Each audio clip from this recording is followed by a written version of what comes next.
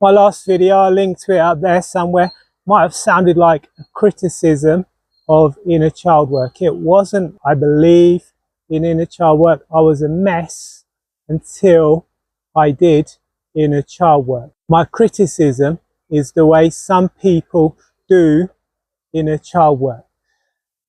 And a lot of people do inner child work wrong. So in this video, I'm going to talk about the mistakes people make when it comes to healing their inner child and what you can do to overcome them.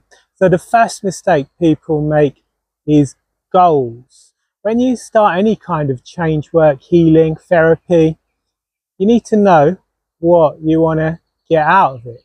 I don't know about you, but if there was a plane that was just going to fly around until it ran out of fuel, I wouldn't be getting on it. So if you start any kind of project without a goal, you're going to make it very difficult for yourself. So the goal of inner child work should be integration.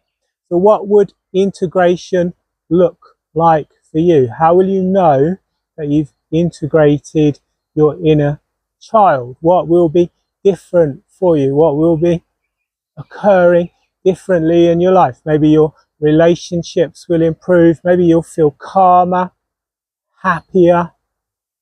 Really give some thought to those things, to what you want to get from the work you're doing. Because if you don't know what you want to get from it, not only will you never get there, it will be like peeling an onion. You'll just be pulling back layer after layer. There'll be lots of crying, but it won't ever end. The second mistake people make is fragmentation. Treating yourself like a fractured person is only going to deepen the fracture. If you have an imaginary child living in your head, you're not integrating that younger part of you, and you run the risk of making yourself mentally ill. Third mistake people make is focusing on the past, and this can cause them to adopt a victim mentality. That's not the goal of inner child. Realize that you're okay, you're not broken, you're not flawed, that you internalized toxic shame caused by dysfunction and conditional love, but you're okay at your core. If you keep focusing on the past and, really getting angry about it, you're not moving forward.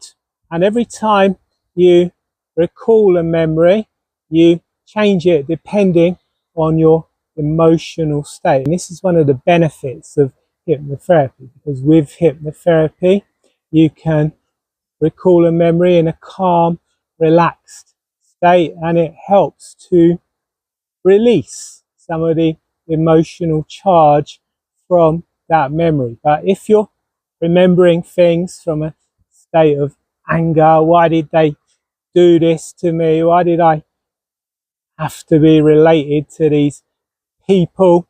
You're just making that memory worse. And as I said in the last video, you're deepening the groove in the record. You're keeping those neural pathways alive. You're keeping that trauma alive, and you're not going to resolve anything like that.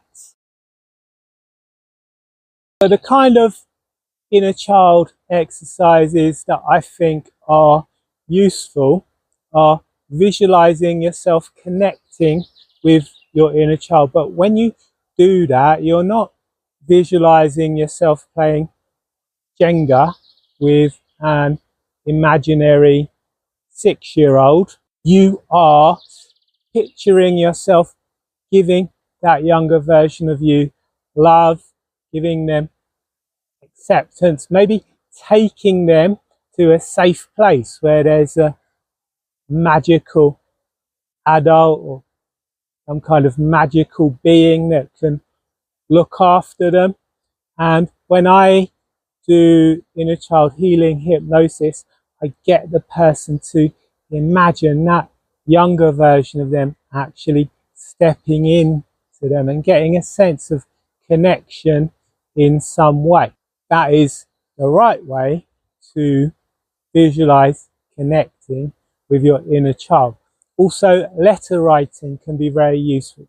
Writing letters from your adult self to your inner child, from your inner child to your adult self. Again, that can help to release toxic shame, can help to make that younger version of you feel safe, feel connected. As I said at the start of this video, the goal of inner child work is reintegration. So if you're just visualizing yourself playing with an imaginary 6-year-old in your mind, that is not inner child work. Might be your kind of inner child work, but it's not effective inner child work. It's not the kind of inner child work that John Bradshaw, who was the pioneer of inner child healing, had in mind. I've written more about this on my Substack. I'll place a couple of links to those posts below. Starting on Sunday, I have my 4-week stress and anxiety program. I'll paste a link to that below. You can also go to my website, markstubbles.com/no stress. Sign up for that. If you go to my website, markstubbles.com, you can get my free workbooks. If you like this video, found it useful, hit the like button, subscribe to my channel. Thank you for watching. See you next time.